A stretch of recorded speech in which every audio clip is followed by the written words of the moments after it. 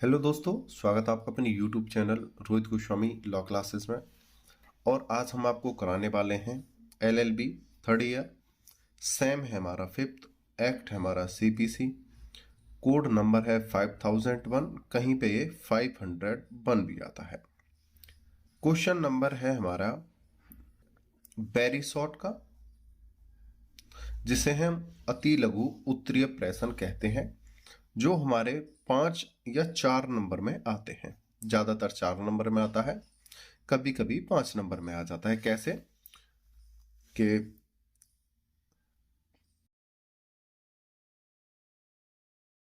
10 number वाले question में 2 टिप्पणी कर देता है, ठीक है। 10 नंबर वाले में 2 टिप्पणी कर देते हैं, तो वहां 5-5 का ये आ जाता है, ठीक है। आगे चलते हैं। इसमें मैंने लगभग सभी महत्वपूर्ण क्वेश्चनों को कराने की कोशिश की है। जितने भी आपके महत्वपूर्ण क्वेश्चन आंसर हैं अति लघु उत्तरीय प्रश्न के, वो कराने की कोशिश की है। कुछ क्वेश्चन और कुछ आंसर आपके लॉन्ग क्वेश्चन से बनेंगे, कुछ शॉर्ट क्वेश्चन से बनेंगे, जो मैं अब करा चुका हूं। और जब मैं वीडियो कराता हूं वहां आपको बताता रहता हूं कहां से नए क्वेश्चन बन सकते हैं और कहां से शॉर्ट आते हैं, ठीक है। कुछ क्वेश्चन ऐसे होते हैं जो हमारे IQ यानी विवेक के आधार पर आते हैं, ठीक है। उनको हम अपनी नॉलेज के हिसाब से करते हैं। अब बात करते हैं थोड़ा आगे। वीडियो में चलने से पहले एक छोटा सा मैसेज है, वो आपको मैं देना चाहता हूं। मैसेज ये है कि मैंने अभी एक व्हाट्सएप पे एक चैनल बनाया है, इसी नाम से Rohit Goswami law classes.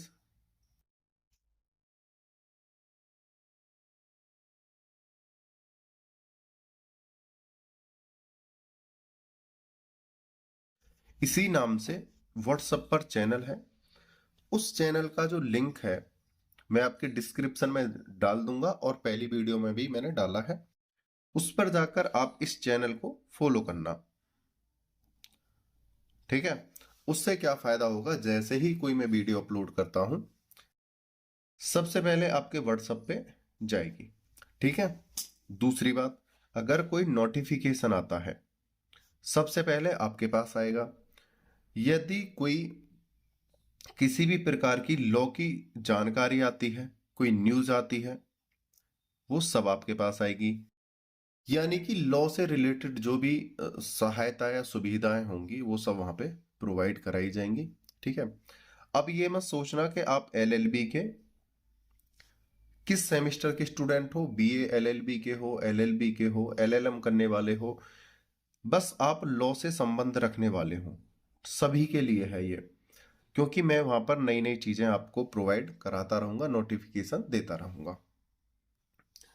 BLLB हो, LLB हो, LLM हो, या लॉ से रिलेटेड कोई भी एग्जाम हो, या आप किसी से भी संबंध रखते हो, आपके लिए महत्वपूर्ण होगा, ठीक है। तो आप जाइएगा व्हाट्सएप पे और आप law classes, Rohit Goswami law classes को फॉलो करिएगा, ठीक है। मैं इसी में आपको डिस्क्रिप्शन में इसका लिंक दे दूंगा। आगे चलते हैं। और आज 30,000 सब्सक्राइबर होने वाले हैं, 30 के। उसमें 15 या 16 सब्सक्राइबर कम है। अब देखता हूं आप उसको कितनी जल्दी पूरा कराते हो, ठीक है।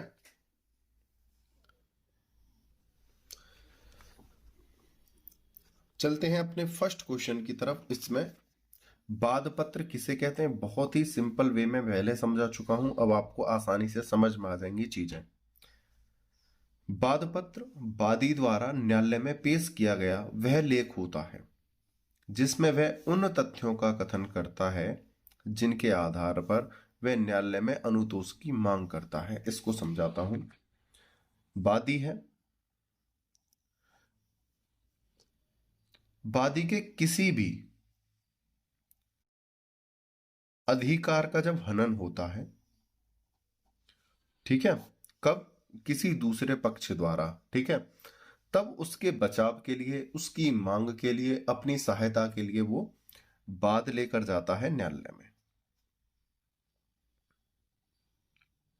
और जिन कथनों का वहां पर वर्णन करता है भाई किस कारण से ये विवाद उत्पन्न हुआ है और किस कारण से आप अनुतोष की मांग करने के हकदार हो, उन सभी चीजों का, उन तथ्यों का वहां पर वाद पत्र में वर्णन करता है। और ये सिर्फ वादी के द्वारा ही दिया जाता है वाद पत्र। ठीक है, उम्मीद करता हूं समझ में आया होगा। एक बार दोबारा से पढ़ेंगे, आपको समझ में आएगा। वाद पत्र वादी द्वारा न्यायालय में पेश किया गया वह लेख होता है जिसमें वह उन तथ्यों का कथन करता है जिनके आधार पर वह न्यायालय में अनुतोष की मांग करता है। किन आधारों पर? जिससे उसके अधिकारों का हनन हुआ है। ठीक है, उनका वर्णन करता है। अनुतोष आपका सजा का भी हो सकता है, आप सजा की भी मांग कर सकते हो, पैसे की भी मांग कर सकते हो, या आपकी कोई जमीन हत्याई है उस जमीन की भी मांग कर सकते हो। ठीक है, आगे चलते हैं। क्वेश्चन नंबर 2, अपील और पुनरीक्षण में क्या अंतर है? जैसा कि जब मैं शॉर्ट क्वेश्चन करा रहा था डिफरेंट बिटवीन वाले, तो वहां पर मैंने बताया था ये आपके 5 नंबर में भी आ सकते हैं। ठीक है, तो उसी प्रकार से यहाँ पे आपके क्वेश्चन सेट हुए हैं। यहां पर बोला है अपील और पुनरीक्षण में अंतर। अपील शब्द किसी उच्चतर न्यायालय को भी उच्चतर न्यायालय को की जाती है जिसके लिए आवश्यक नहीं है कि वह उच्च न्यायालय ही हो, लेकिन पुनरीक्षण के लिए आवेदन उच्च न्यायालय को ही किया जाता है।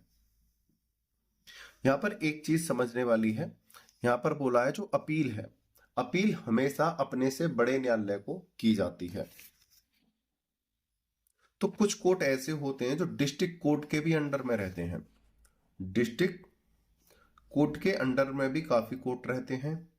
ठीक है, तो यह इसका मतलब ये नहीं है कि ये जो डिस्ट्रिक्ट कोर्ट के अंडर में जो कोर्ट हैं ये सिर्फ डायरेक्ट हाई कोर्ट में ही जाएंगे, नहीं। ये कोर्ट भी, इनका मतलब है उच्चतर कोर्ट। उच्चतर कोर्ट इनके लिए तो डिस्ट्रिक्ट कोर्ट ही बहुत उच्चतर है। ठीक है, तो ये कोर्ट अपने से उच्च कोटि के कोर्ट में जाएंगे। तो इसका मतलब भी ये है कि ये डिस्ट्रिक्ट कोर्ट में जा सकते हैं, ये नहीं कि हाई कोर्ट में ही जाएंगे, क्योंकि इन कोर्टों के ऊपर भी डिस्ट्रिक्ट कोर्ट होता है। डिस्ट्रिक्ट कोर्ट के अंडर में काफी कोर्ट आते हैं। आप समझते हैं।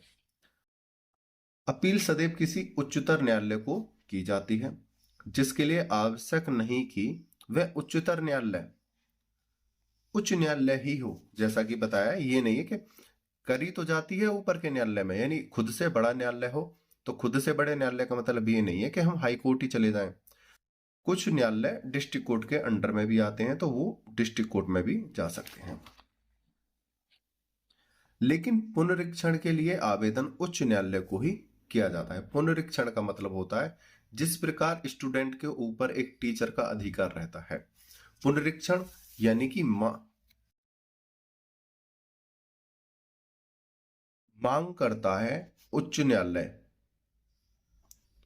कि आप अपने क्षेत्र के कोर्ट में किस प्रकार का कार्य कर रहे हो। यानी जो हाई कोर्ट के अंडर में जितने भी कोर्ट होते हैं वो उन कभी भी जाकर उनके कार्य को चेक कर सकता है या उन्हें आदेश दे सकता है कि आप अपने जो निर्णय हैं, जो आपने अभी तक डिक्री पारित की हैं, उनको हमें आकर दिखाइए। ठीक है, तो उसको कहते हैं पुनरीक्षण। जिस प्रकार से एक टीचर क्लास में जाकर स्टूडेंट की कॉपी को चेक कर सकता है या स्टूडेंट को खुद अपने ऑफिस में बुलाकर उसकी कॉपी चेक कर सकता है। समझ रहे हो? तो ये पुनरीक्षण होता है। निर्देश तथा पुनर्विचार में क्या अंतर है? निर्देश में अधीनस्थ न्यायालय किसी विधि संबंधी प्रश्न पर जो रीति रिवाज संबंधी मान्यता या किसी ऐसे विषय से संबंध रखता हो जिसकी जानकारी सक्षम न्यायालय के न्यायाधीश को न हो, तो उसके लिए वह उच्च न्यायालय की राय प्राप्त करने के लिए उसको उच्च न्यायालय भेज सकता है। इस चीज को अच्छे से हम समझते हैं। जैसे कोई है अधीनस्थ न्यायालय,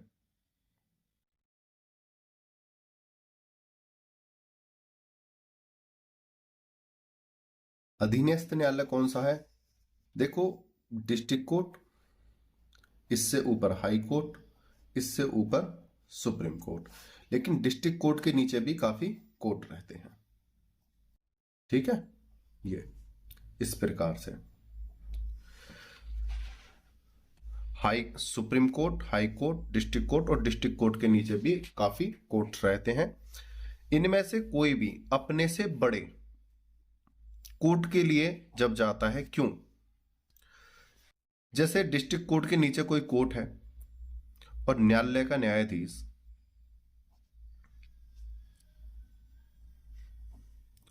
कोई निर्णय देने वाला है, क्या निर्णय, और वो ये सोचता है कि शायद इसमें जो मैं निर्णय देने वाला हूं उसकी वजह से कोई त्रुटि ना हो जाए, या कोई सांप्रदायिक दंगे ना हो जाए, या किसी की भावना आहत ना हो जाए, या मेरे से कोई गलत फैसला न हो जाए। इसके लिए वो एक निर्देश देता है कि आप इसके निर्णय के लिए या इसकी जांच के लिए आप एक बार उच्च न्यायालय जाइए। ठीक है, तो उसको कहते हैं निर्देश। तो यही बात यहां पर बताई गई है। निर्देश में अधीनस्थ न्यायालय जो किसी के अंडर में रहते हैं, किसी विधि संबंधी प्रश्न पर जो रीति रिवाज संबंधी मान्यता या किसी ऐसे विषय से संबंध रखता हो जिसकी जानकारी सक्षम न्यायाधीश को न हो, जैसा कि यहां पे बताया है, या तो जानकारी न हो या उसमें निर्णय करने से उसे त्रुटि का डर हो, तो उसके लिए वह उच्च न्यायालय की राय प्रस्तुत करने के लिए उसको उच्च न्यायालय भेज सकता है। तो उसे अपने से बड़े, उच्च न्यायालय का मतलब ये नहीं कि हाई कोर्ट ही हो, उच्च न्यायालय का मतलब है कि अपने से बड़े न्यायालय में वो जा सकता है। डिस्ट्रिक्ट कोर्ट के नीचे हैं तो डिस्ट्रिक्ट कोर्ट के जाएंगे, और डिस्ट्रिक्ट कोर्ट है तो हाई कोर्ट जाएगा, हाई कोर्ट है तो सुप्रीम कोर्ट जाएगा। इस प्रकार से आगे चलते हैं। क्वेश्चन नंबर है हमारा, ये गलती से 14 हो गया है, ये है 4। ठीक है, इसको हम राइट करते हैं।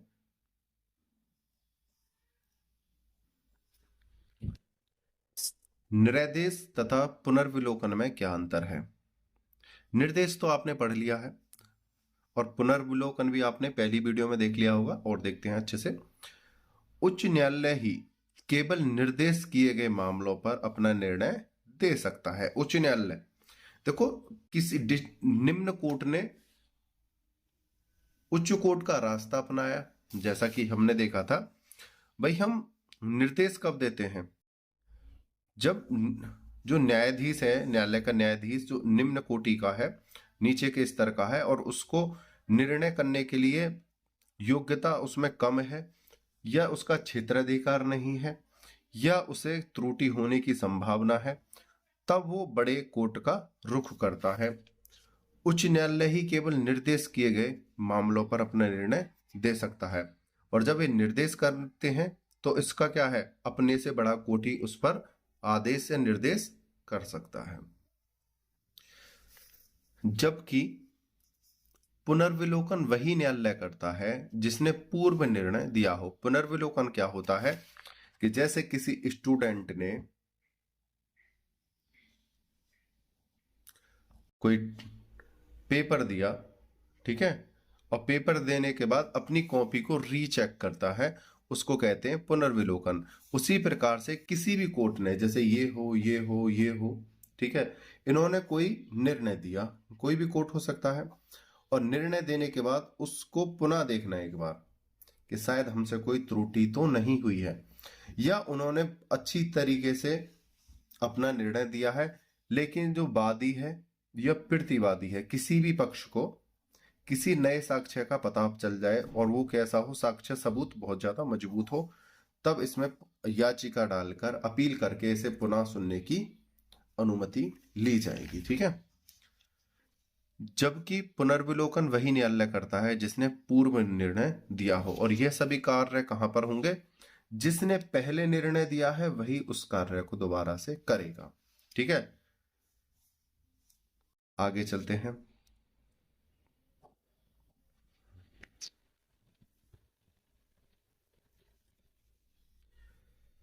5th नंबर है अपील और पुनर्विलोकन में क्या अंतर है। पुनर्विलोकन के लिए प्रार्थना पत्र उसी न्यायालय को दिया जाता है जिसने बाद में निर्णय दिया है, जैसा कि अभी हमने पढ़ा है। पुनर्विलोकन के लिए उसी कोर्ट में जाते हैं जहां से निर्णय हुआ है। भाई इसे दोबारा सुनिए, इसमें आपकी या तो कोई त्रुटि है या हमारे पास कोई मजबूत साक्ष्य है, ठीक है, और आपको ही ये कार्य करना पड़ेगा उसी कोर्ट को दोबारा से, उसे पुनर्विलोकन कहते हैं। जिसने बाद में निर्णय दिया है उसी कोर्ट को पुनर्विलोकन करना है, दोबारा से उस केस की सुनवाई करनी है। जबकि अपील सदैव उच्चतम न्यायालय में की जाती है। भाई जब हमारे देखो यहां से निर्णय हो गया, इन्होंने पुनर्विलोकन भी कराया, उसके बाद निर्णय आया, उसके बाद भी ये वादी या प्रतिवादी संतुष्ट नहीं है, तो ये अपील कहां पे करेंगे? अपने से बड़े कोर्ट में तो अपील करेंगे, ठीक है। आगे चलते हैं। पुनरीक्षण और पुनर्विलोकन में क्या अंतर है, ये तो आप अच्छे से समझ गए होंगे। पुनरीक्षण मतलब कोई उच्च न्यायालय निम्न स्तर के कोर्ट में जांच पड़ताल करना, ठीक है। और पुनर्विलोकन क्या होता है? अपने ही केस को दोबारा से सुनना। पुनरीक्षण डिक्री पारित करने वाले न्यायालय से उच्चतम न्यायालय को किया जाता है, जबकि पुनर्विलोकन का प्रयोग उसी न्यायालय द्वारा होता है जिसने वह डिक्री या आदेश पारित किया हो। पुनरीक्षण यानी एक टीचर का काम होता है और पुनर्विलोकन एक स्टूडेंट का काम होता है। स्वयं जांचना, ठीक है, क्या है? स्वयं जांचना। और पुनरीक्षण एक टीचर का काम, अपने से निम्न कोटि के कोर्टों में जाकर उसकी जांच पड़ताल करना, ठीक है। क्वेश्चन 7, अपील एवं निर्देश में क्या अंतर है? अपील करने का अधिकार केवल वाद से संबंधित पक्षों को है। अपील केवल कौन कर सकता है? जो वाद से संबंध रखते हैं। भाई ये थोड़ी है वादी और प्रतिवादी का केस चल रहा है, उससे संबंधित जो व्यक्ति हैं, उसके अतिरिक्त कोई दोस्त, कोई जान पहचान का व्यक्ति थोड़ी अपील कर सकता है, नहीं ना। सिर्फ वही व्यक्ति अपील कर सकता है जो पक्षों से संबंध रखते हैं या जो पक्षकार हैं। जबकि निर्देश करने का अधिकार केवल विचारणीय न्यायालय को है। और निर्देश कौन कर सकता है? जो विचारण करने वाला न्यायालय होता है। आगे चलते हैं। मर्यादा विधि क्या है? मर्यादा विधि ऐसे समय की सीमा को निश्चित करती है जिसके समाप्त होने के पश्चात कोई भी वाद या कार्यवाही न्यायालय के अंतर्गत नहीं लाई जा सकती। इसको हम इस प्रकार से समझेंगे, यहां पर बोला है मर्यादा विधि। जैसे कि आपके पेपर होते हैं, आपकी डेट शीट आती है, ठीक है, और उसमें आपका टाइम भी दिया होता है और डेट भी दी होती है, ठीक है, कि आपको इस समय पर इस सेमेस्टर के बच्चों को आना है और अपना पेपर देना है। सपोज करो आपका पेपर 10 AM से स्टार्ट हो और 1 PM पर समाप्त हो, यानी 3 घंटे का आपका 3 आवर का आपका समय हो। आप पेपर देने के लिए जाओ 2 बजे 2 PM पर, तो क्या ये पॉसिबल है?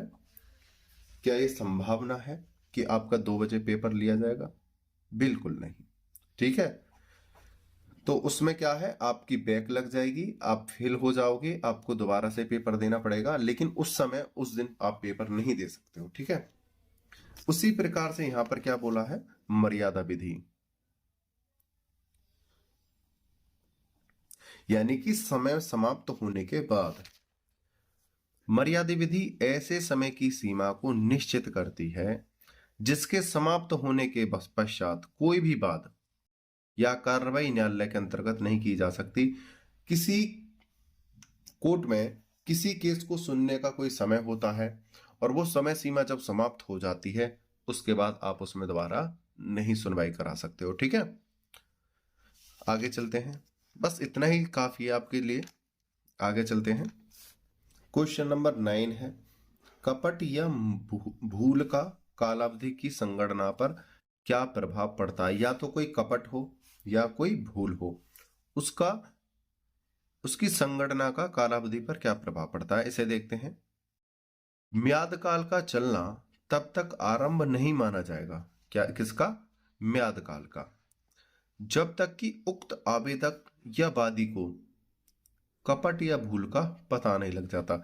जब तक आपको कपट या भूल का पता नहीं लग जाता, आपकी कालावधि संगणना प्रारंभ नहीं हो सकती। उस पर क्या है, सस्पेंस रहेगा। आगे चलते हैं। क्वेश्चन नंबर 10 है, आरंभिक और अंतिम डिग्री में मुख्य अंतर बताइए। थोड़ा सा इसे एक्सप्लेन कर दो क्योंकि थोड़ा बड़ा है, फिर आपको अच्छे से समझ में नहीं आएगा। प्रारंभिक और अंतिम डिग्री, जैसे कोई वादी है, अपना केस लेकर कोर्ट गया। कहां पर गया, कोर्ट, और उसे स्वीकार कर लिया गया। तो वादी की तरफ से कुछ मांगे रखी गई, ठीक है, कुछ अनुतोष मांगा गया।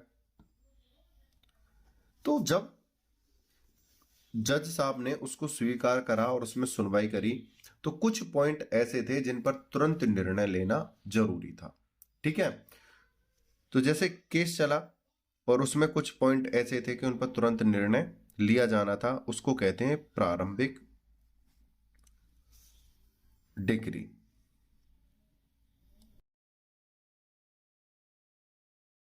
डिग्री निर्णय आज्ञप्ति, ठीक है। यानी कि वादी ने बोला कि सर ये खेत मेरा है और मैंने इसे खरीदा है, लेकिन प्रतिवादी मेरे से प्रतिदिन झगड़ा करता रहता है और वो उस पर अपना दावा करना चाहता है, और उसने मुझे मारा भी है, पीटा भी है, और उसके बदले वो मुझे धमकी भी देता है। इस प्रकार का वादी वाद लेकर गया। तो कोर्ट ने क्या करा कि भाई पहले तो ये मैं आदेश देता हूं कि आप अपनी भूमि पर जाकर खेती कीजिए, ठीक है। और अगर प्रतिवादी आपको रोके या आपसे लड़ाई करे तो उसके लिए आपकी पुलिस क्या है, सहायता करेगी। तो ये प्रथम निर्णय हो गया, प्रारंभिक निर्णय हो गया। अब अंतिम निर्णय क्या है। अब कोर्ट ने बोला, न्यायाधीश ने बोला कि अब भाई जमीन तो इनकी है ही, दस्तावेज भी बोल रहे हैं, अब तब तक निर्णय नहीं आ जाता अंतिम, तब तक ये वादी ही इस पर अपनी फसल बोएगा। अब वादी प्रतिवादी दोनों का केस जो है चलता रहेगा, 2 साल, 4 साल, 10 साल, 20 साल, 50 साल, चलने दो, कोई दिक्कत नहीं है। जब तक अंतिम निर्णय नहीं आ जाता तो प्रथम आदेश का पालन किया जाएगा, और अंतिम निर्णय कि पूर्ण रूप से यह समाधान हो जाए सबूतों से, गवाहों से, तथ्यों से, दस्तावेजों से, कि भाई ये भूमि किसकी है और किसकी नहीं, उसको कहते हैं अंतिम निर्णय।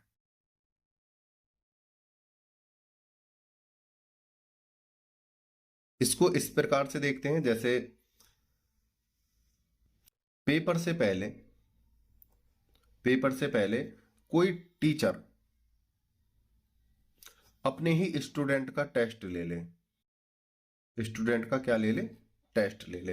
तो एक बार तो प्रारंभिक प्रक्रिया हो गई कि भाई चलो इनको देखते हैं इनकी तैयारी कितनी है, ठीक है।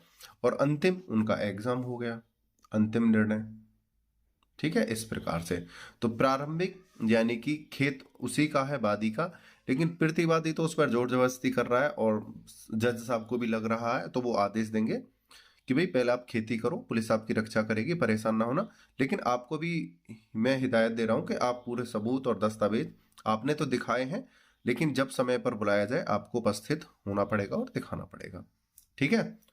और उसके बाद ही अंतिम निर्णय फिर आएगा। आगे चलते हैं। प्रारंभिक डिग्री में बाद में निहित विवादित विषयों में से सब या उनमें से किसी एक के संबंध में, देखो सब या उनमें से किसी एक के संबंध में पक्षों के अधिकारों का निश्चय करती है, जिससे जैसे कब्जे या मध्यवर्ती लाभ के संबंध में, लेकिन वह पूर्णता बाद का निपटारा नहीं करती। जैसे देखो बोला है कब्जे या मध्यवर्ती लाभ, ठीक है, लेकिन पूर्णता बाद का निपटारा नहीं करती है। तो यहां पर बोला है कब्जे के संबंध में, जैसे वादी ने बोला कि जमीन मेरी है, दस्तावेज ये रहे सर, लेकिन प्रतिवादी इस पर दावा ठोक रहा है, मुझे मारने की धमकी दे रहा है। तो कोर्ट ने क्या करा, उसको प्रारंभिक आदेश दे दिया कि ये तुम्हारी ही भूमि है, आप इस पर काम करो और अपने मध्यवर्ती लाभों की प्राप्ति करो। और सारे एग्जाम्पल हो सकते हैं, केस हो सकते हैं, लेकिन वह पूर्णता बाद का निपटारा नहीं है, नहीं करती। तो ये भाई अभी तो आदेश दिया है कि आप जाकर खेती करो, तो ये अंतिम निर्णय तो नहीं है, पूर्णता निपटारा तो नहीं है। जबकि जहां बाद का निपटारा पूर्ण रूप से कर दिया जाता है वहां डिग्री अंतिम होगी या होती है। और जहां पर केस चला, साक्ष्य आए, सबूत आए, दस्तावेज आए और उनके बाद जो अंतिम निर्णय हुआ उसे अंतिम डिग्री कहते हैं। क्वेश्चन नंबर है 11, डिक्री के निष्पादन के लिए कौन प्रार्थना कर सकता है?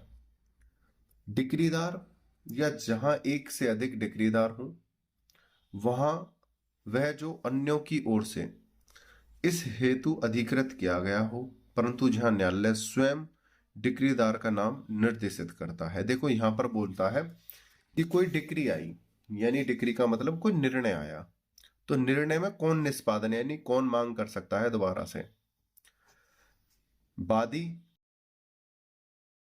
या प्रतिवादी, कोई भी कर सकता है मांग।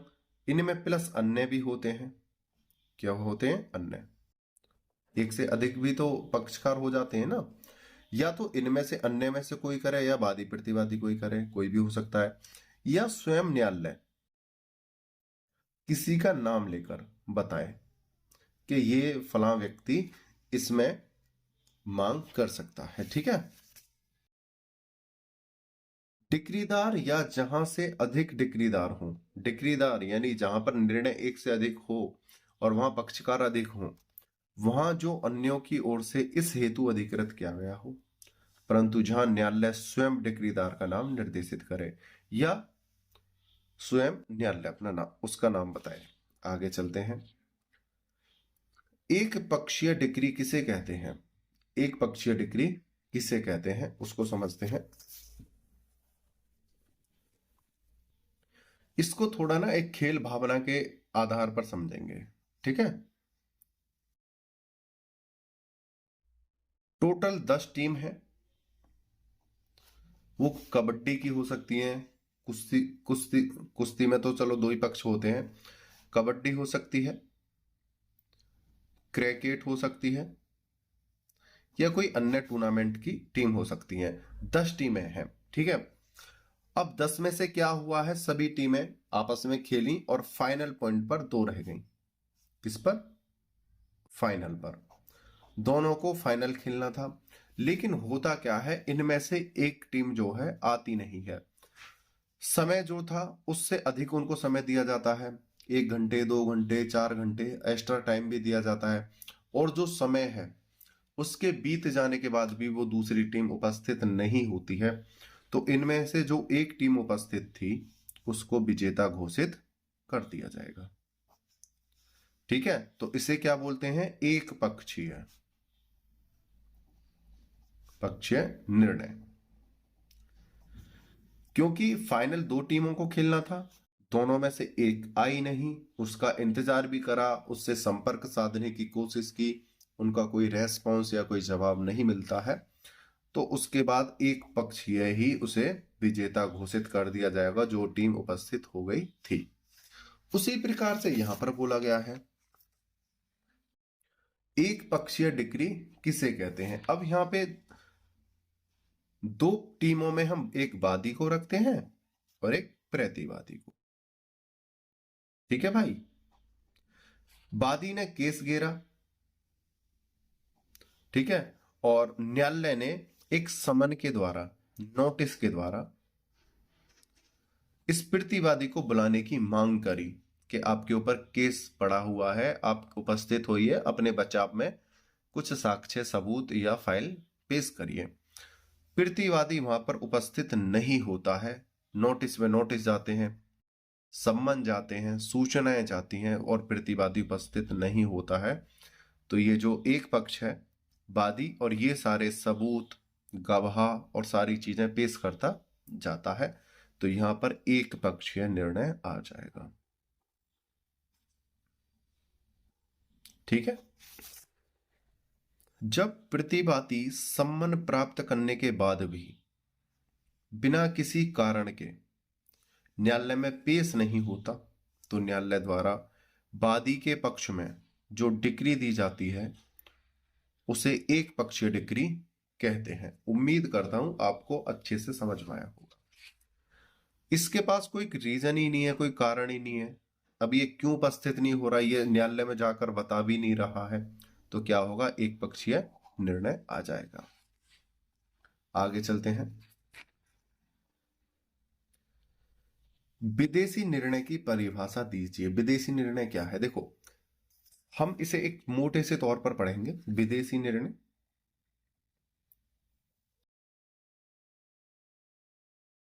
जो भी निर्णय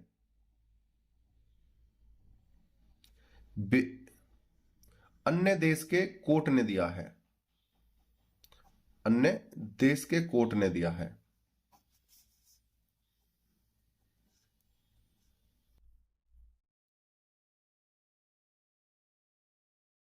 उसे विदेशी निर्णय कहते हैं।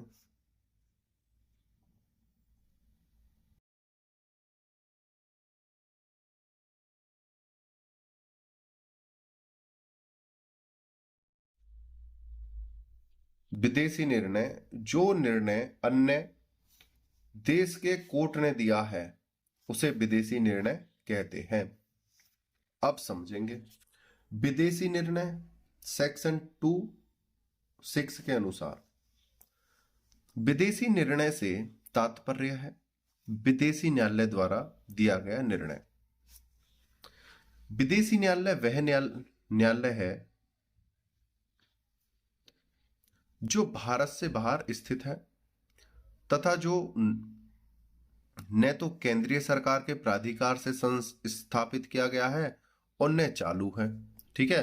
यहां पर क्या बोला है, वो हमारे देश का कोर्ट नहीं है, वो किसी अन्य देश में उपस्थित है और ना तो उसके ऊपर केंद्र सरकार का अधिकार है, न ही कोई प्राधिकार है, और न ही हमारा केंद्र सरकार उसे चालू कर सकता है और न ही बंद कर सकता है।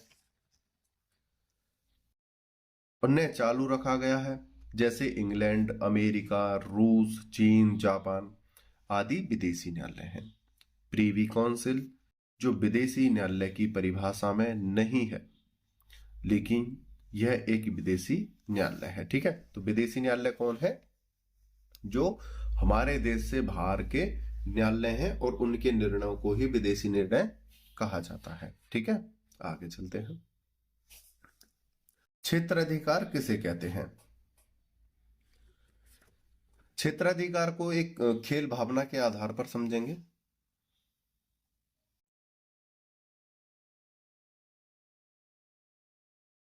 क्रिकेट मैच है तो यहां क्रिकेट का ही एम्पायर होगा, रेफरी होगा। ठीक है। अगर हाँ कबड्डी हो रही है तो भाई क्या है, कबड्डी का ही क्या होगा, एम्पायर होगा।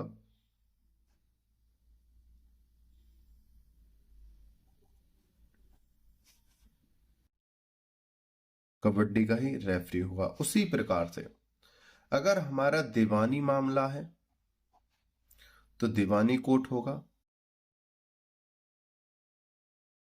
अगर हमारा आपराधिक मामला है तो आपराधिक कोर्ट होगा।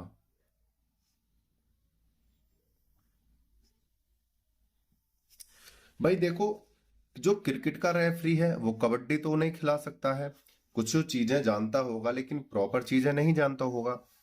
उसी प्रकार कबड्डी का रेफरी कुछ चीजें क्रिकेट की जानता होगा लेकिन प्रॉपर नहीं जानता होगा।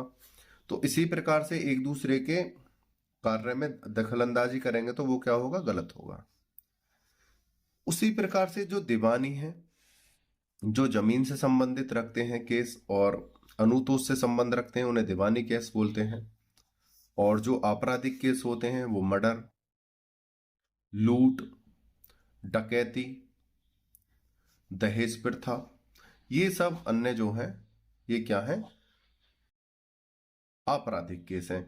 तो इसके जज जो हैं सभी के अलग अलग होते हैं। तो जिसका जैसा, इन सभी के जज कैसे होते हैं, अलग अलग होते हैं, अलग अलग कोर्ट में बैठते हैं। इनको अलग अलग केस सुनने का अधिकार होता है, इनका सबका क्षेत्राधिकार अलग होता है। तो एक दूसरे के केस में एंट्री ये नहीं मारते हैं, उसको बोलते हैं क्षेत्राधिकार। किसी बात को सुनने, निपटाने, निर्णय करने और न्यायिक शक्ति का प्रयोग करने की न्यायालय की शक्ति है, अर्थात वह बाद में पक्षकारों के मध्य विवादग्रस्त विषयों को सुनने और निर्णय करने की शक्ति है। विस्तृत अर्थ में क्षेत्राधिकार में वादों, अपीलों तथा आवेदनों को ग्रहण करने की न्यायालय की शक्ति सम्मिलित है। न्यायालय द्वारा इस क्षेत्राधिकार का प्रयोग पर विधि द्वारा कुछ सीमाएं निर्धारित की गई हैं, जो वादों की विषय वस्तु आर्थिक, स्थानीय या प्रादेशिक क्षेत्राधिकार से संबंधित हो सकती है। देखो यहां पर बोला है, जो कोर्ट होते हैं इनको वाद सुनने की, निपटारा करने की, निर्णय करने का अधिकार होता है, और ये वादों की अपीलों को, आवेदनों को ग्रहण भी कर सकते हैं।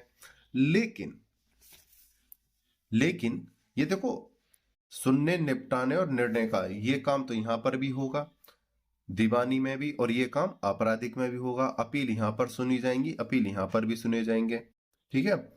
आवेदन यहां पर भी आएंगे, आवेदन यहां पर भी आएंगे। लेकिन इनका जो है क्या है, क्षेत्राधिकार बटा हुआ होगा। जिस क्षेत्र का जज है उसी क्षेत्र का वाद लेगा और उसमें सुनवाई करेगा। तो यहां पर बोला है, न्यायालय द्वारा इस क्षेत्राधिकार के प्रयोग पर विधि द्वारा कुछ सीमाएं निर्धारित की गई हैं, जो वादों की विषय वस्तु आर्थिक, स्थानीय या प्रादेशिक क्षेत्राधिकार से संबंधित हो सकती हैं। ठीक है, आगे चलते हैं। आदेश की परिभाषा दीजिए। आदेश धारा 214 के अनुसार आदेश दीवानी न्यायालय के किसी भी निश्चय की औपचारिक अभिव्यक्ति है जो डिक्री नहीं है। आदेश देखो यहां पर क्या है, एक औपचारिक अभिव्यक्ति है। आदेश जो होता है, जैसे मैंने एक एग्जांपल अभी आपको दिया था, प्रारंभिक डिक्री और अंतिम डिक्री। जो प्रारंभिक डिक्री होती है ये एक आदेश के रूप में होती है। उसी प्रकार से हाई कोर्ट अपने से निम्न कोर्ट को आदेश देगा, ठीक है, या डिस्ट्रिक्ट कोर्ट अपने से निम्न कोर्टों को आदेश देगा, ठीक है, या डिस्ट्रिक्ट कोर्ट अपने से निम्न कोर्ट में चल रहे किसी वाद के वादी को आदेश देगा कि आप इस केस को ऊपर लेकर जाइए या अन्य कोर्ट में लेकर जाइए, तो उसको आदेश बोलते हैं। ठीक है, तो यहां पर बोल रहा है ये एक औपचारिक अभिव्यक्ति होती है। कोई किसी को आदेश देता है तो वो क्या है, जैसे अब मैं आपको सीपीसी पढ़ा रहा हूं, सिविल प्रोसीजर कोड, लेकिन इनके भी जब हम कॉलेज में जाएंगे तो अलग अलग टीचर होते हैं। कुछ टीचर हमें लैंड लॉ पढ़ा रहे होंगे, उत्तर प्रदेश राजस्व अधिनियम,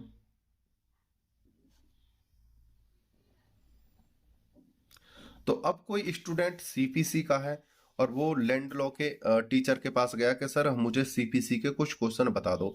हो सकता है उनकी नॉलेज इतनी हो कि वो थोड़ा सीपीसी पर अपना पकड़ रखते हो, लेकिन वो प्रॉपर किसके टीचर हैं, लैंड लॉ के, उत्तर प्रदेश राजस्व अधिनियम के। तो वो क्या है, एक दिशा निर्देश देंगे कि आप जाकर उस फला टीचर से सीपीसी के क्वेश्चन करिए, और वो सीपीसी के टीचर हैं। ठीक है, तो ये अंतिम क्या है, डिग्री तो है नहीं भाई, इसकी जो समस्या है वो सॉल्व कौन करेगा, सीपीसी का टीचर ही करेगा। लेकिन अभी ये क्या है, एक सॉल्यूशन दिया है कि आप वहां पर जाइए। किसने दिया है, ये लैंड लॉ के टीचर ने तो दिया है। तो यहां पर क्या है, तो ये आदेश दिया है किसने, लैंड लॉ के टीचर ने, कि भाई मेरे बस की तो नहीं है, थोड़ी बहुत मैं बता सकता हूँ, हेल्प कर सकता हूँ, लेकिन प्रॉपर वे में आपका सॉल्यूशन सीपीसी का टीचर ही करेगा। तो यहाँ पर ये है आदेश दीवानी न्यायालय के किसी भी निश्चय की औपचारिक अभिव्यक्ति है। मतलब आदेश क्या है? एक औपचारिक, मात्र एक औपचारिकता है, जो डिक्री नहीं है, जो निर्णय नहीं है। आदेश शब्द का प्रयोग डिक्री के प्रतिकूल किया गया है तथा निर्णय से इसकी भिन्नता स्पष्ट होनी चाहिए।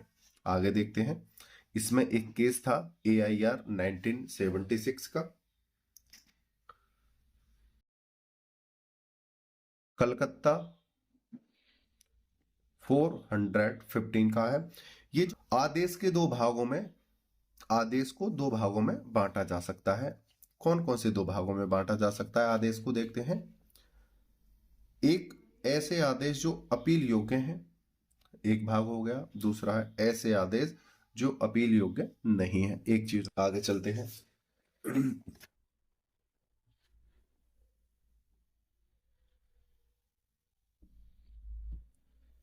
क्वेश्चन नंबर है हमारा 16।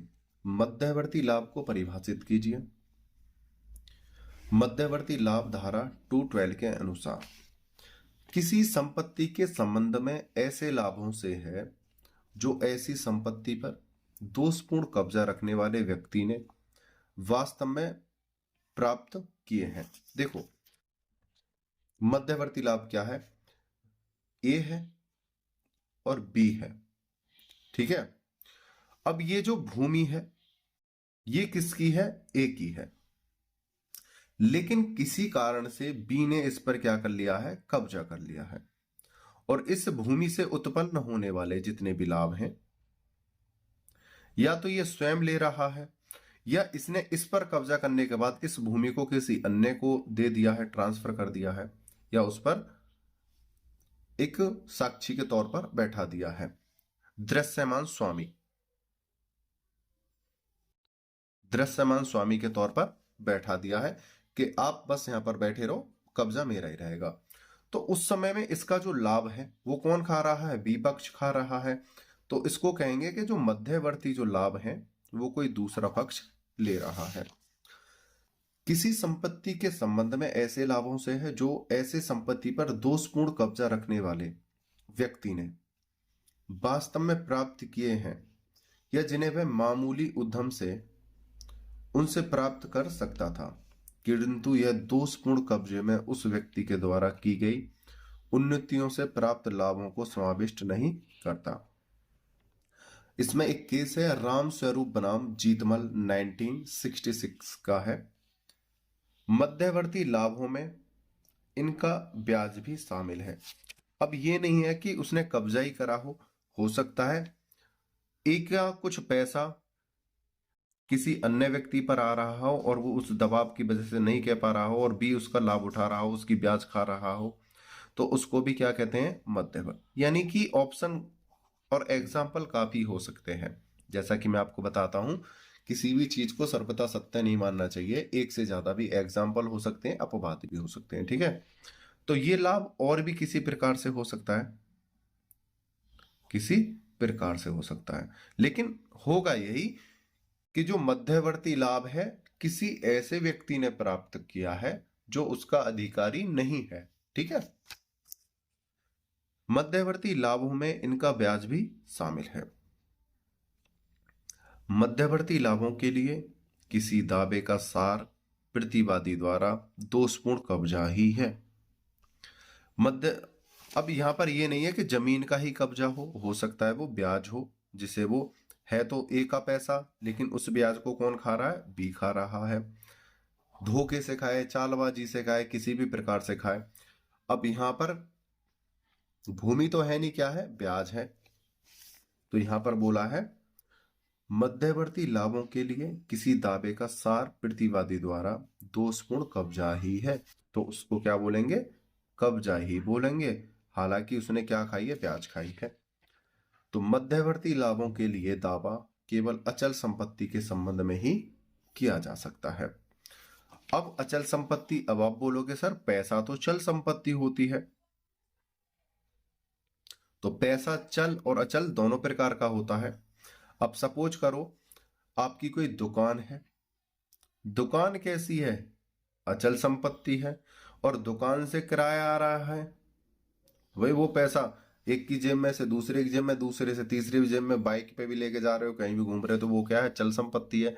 लेकिन वो दुकान का पैसा है, किराए का पैसा है, खेत के किराए का पैसा है, या किसी अन्य का पैसा है, तो ये दावे किस पर हो सकते हैं, अचल संपत्ति पर ही। तो आप ये ना कहना कि सर पैसा तो चल संपत्ति है, चल भी है अचल भी है, उसका लेकिन बेस क्या है उसको देखते हैं। तो यहां पर बोला है केवल अचल संपत्ति के संबंध में ही किया जा सकता है। ठीक है, आगे चलते हैं। वैध प्रतिनिधि किसे कहते हैं? वैध प्रतिनिधि धारा 211 के अनुसार। इसको समझा देता हूं वैध प्रतिनिधि को।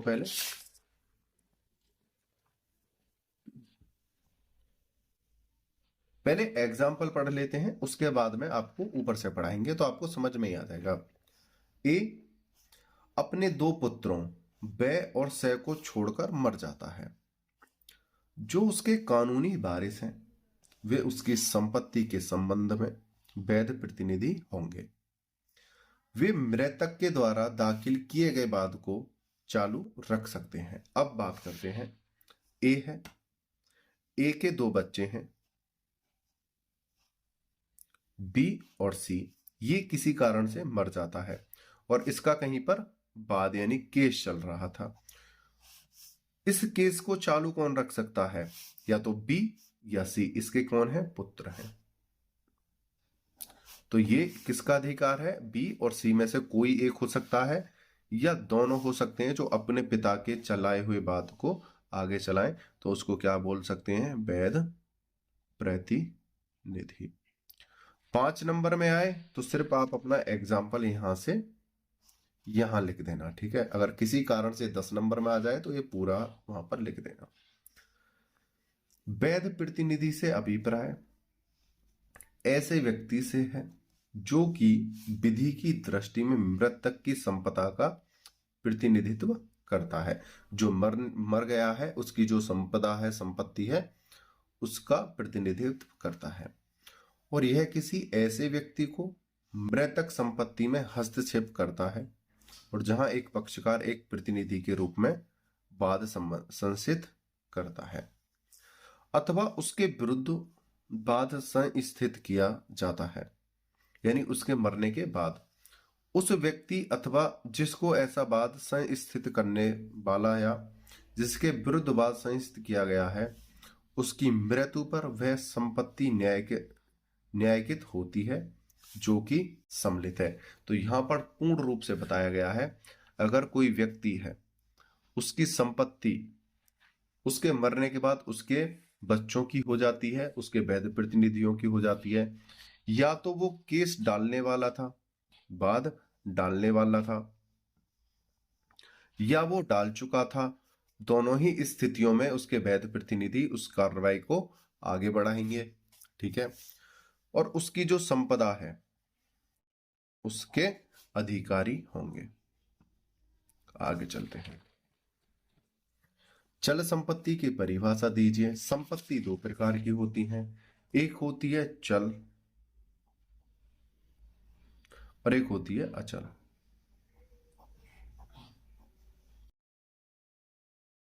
चल संपत्ति एक स्थान से दूसरे स्थान पर जाने वाली, और अचल संपत्ति जो एक ही स्थान पर रहती है।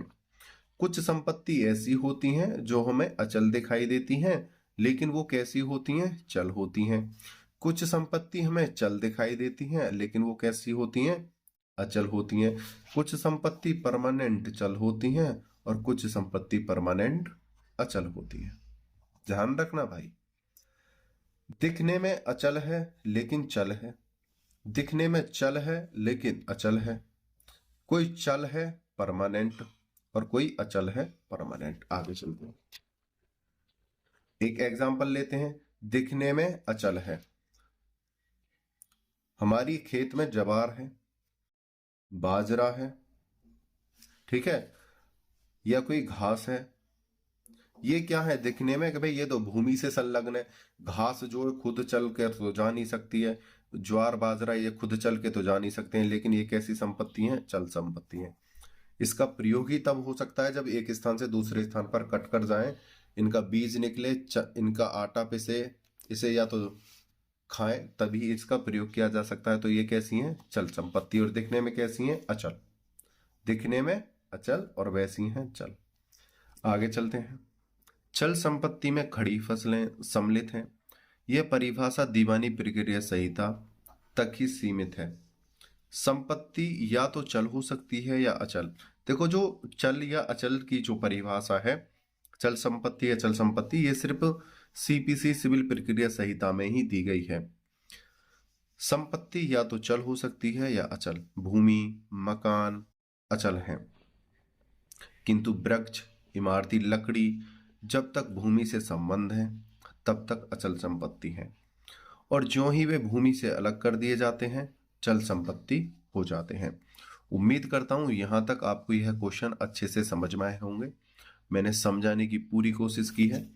ये मैंने टोटल आपको यहाँ पर 18 क्वेश्चन कराए हैं। कुछ क्वेश्चन आपके शॉर्ट से बनेंगे, कुछ क्वेश्चन आपके लॉन्ग से बनेंगे, और कुछ क्वेश्चन आपके विवेक के आधार पर बनेंगे। ठीक है, तो आप वहां से भी इनको कर लीजिएगा। उम्मीद करता हूं आपको यह क्वेश्चन और वीडियो अच्छे से समझ में आई होगी। आपने वीडियो को अंत तक देखा है, मुझे अच्छे से सुना है, उसके लिए धन्यवाद। टेक केयर, बाय बाय, जय हिंद, जय भारत।